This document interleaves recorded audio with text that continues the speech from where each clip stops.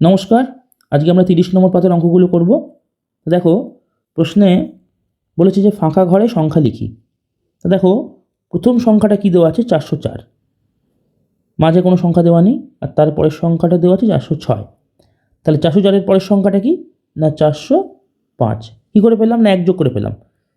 404-এর সাথে যদি আমরা এক যোগ করি তাহলে হয় 4-এর একে যোগ করলে 5 0 4, ওই জন্য 405 লিখেছি। 405-এর পরের সংখ্যাটা 406।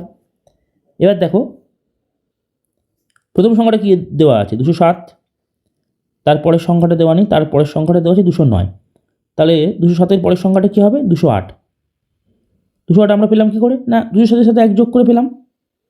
207-এর সাথে যদি আমরা এক যোগ করি তাহলে একার সাথে যোগ করলে হয় 8, এখানে 0 এখানে 2, তাহলে 208। এবার দেখো 319 দেওয়া আছে প্রথম সংখ্যাটা, মাঝের সংখ্যাটা দেওয়া নেই, শেষ সংখ্যাটা দেওয়া আছে 321। তাহলে এখানে কী করবো আমরা এক যোগ করবো অনুরূপভাবে, আগে যেরকমভাবে এক যোগ করেছিলাম। তাহলে এরকম এক যোগ করে আমরা পাবো 320। এবার দেখো মাঝের সংখ্যাটা দেওয়া আছে 531।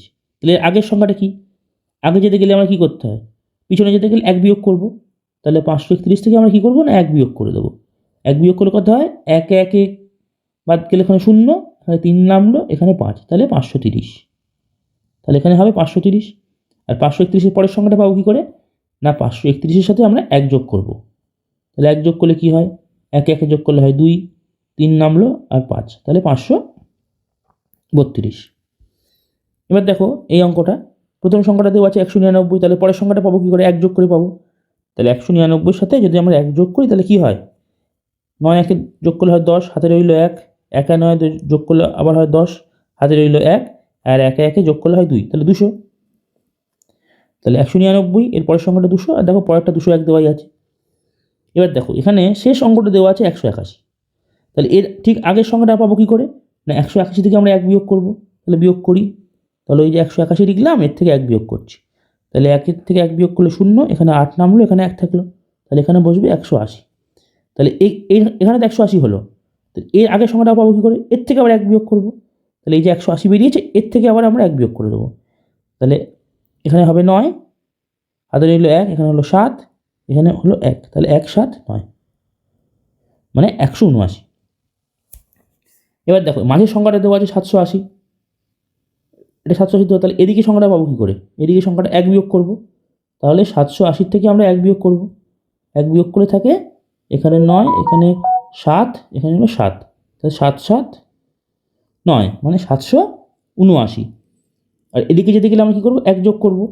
তাহলে 780-র সাথে যদি আমরা এক যোগ করি তাহলে পাই এখানে 1, এখানে 8, এখানে 7, তাহলে 781। 781 পেলাম। এবার দেখো মাঝের সংখ্যাটা দেওয়া আছে 390, তাহলে আগের সংখ্যাটা কী হবে, এদিকে সংখ্যাটা কী হবে না এক বিয়োগ করব। তাহলে আমি এগুলো মুছে দিচ্ছি। তাহলে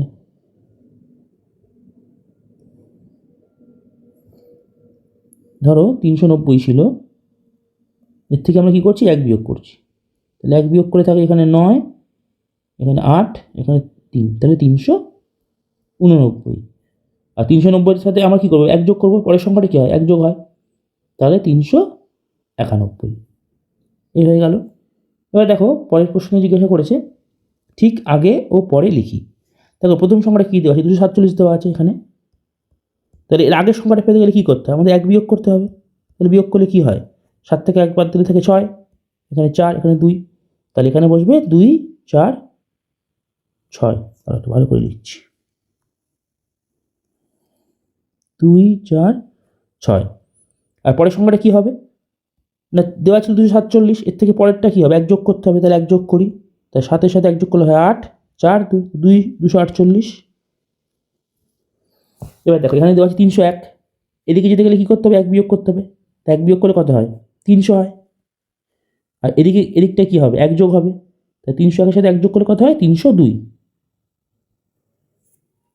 অনুরূপভাবে দেখো পরের অঙ্কটা দেওয়া আছে 400 দেওয়া আছে, 400-এর আগের সংখ্যাটা কি 399, এক বিয়োগ করলে হয়, তাই লিখি 399। আর 400-এর পরের সংখ্যাটা পেতে গেলে কী করতে হবে না এক যোগ করতে হবে, তাহলে হয় 401। এবার দেখো এখানে দেওয়া আছে 580, 580 আগের সংখ্যাটা পেতে গেলে কী করতে হবে না এক বিয়োগ করতে হবে। তাহলে বিয়োগ করেই লিখছি, 1 10 এখানে 9, হাতে রইল 1, তাহলে 8 থেকে একবার দিলে থাকে 7, এখানে 5 নামলো, 5 7 9। আর 580 পরের সংখ্যাটা পাবো কী করে? না 1 যোগ করে দেবো, 1 8 5, তাহলে 581। তো এইটা হয়ে গেল। এবার দেখো এখানে বলেছে মানে গ্রেটার দেন সাইন অথবা লেস দেন সাইন দিয়ে আমাদের বড় ছোট লিখতে হবে। তো দেখো হাঁটা যেদিকে থাকে সে বড় হবে, মানে এদিকে যে থাকবে সেটা বড় হবে, এদিকটা হবে ছোট সংখ্যা, হাঁ যেদিকে থাকবে। আর যদি এরকম হয় তাহলে এদিকে সংখ্যাটা বড়, এদিকে সংখ্যাটা ছোট। আমি লিখে দিচ্ছি এখানটা, এটা হবে বড়, এইটা বড় হবে, এটা ছোট হবে। এদিকে হাঁটা এদিকে আছে, এই বড় হবে, আর উল্টো দিকটা হবে ছোট। ঠিক আছে, তাহলে দেখো এখানে হাঁটা কোন দিকে আছে? এইদিকে আছে, এদিকে দিয়ে আছে 377 দেওয়া আছে, এদিকে আমরা এমন একটা সংখ্যা লিখবো যেটা 377 থেকে ছোট। কী হতে পারে? যাই তোমার মন মতো বলো, 250 লেখা যেতে পারে, 250 377 থেকে ছোট, ওই জন্য আমরা এদিকে লিখেছি সংখ্যাটাকে। তোমরা এখানে 250 জায়গায় অন্য কিছু লিখতে পারতে, 376 লিখতে পারতে, 376 লিখতে পারতে, কারণ 377 থেকে এক ছোট, তাই এটা সত্যি। এবার দেখো বাম দিকে দেওয়া আছে 235, এদিকে দেওয়া আছে 435, তাহলে কে বড়? 435 বড়। তাহলে হাঁটা কোন দিকে হবে? এই দিকে, তাহলে এটা এইদিকে বসবে। তা আশা করি এটা তোমরা বুঝতে পেরেছো।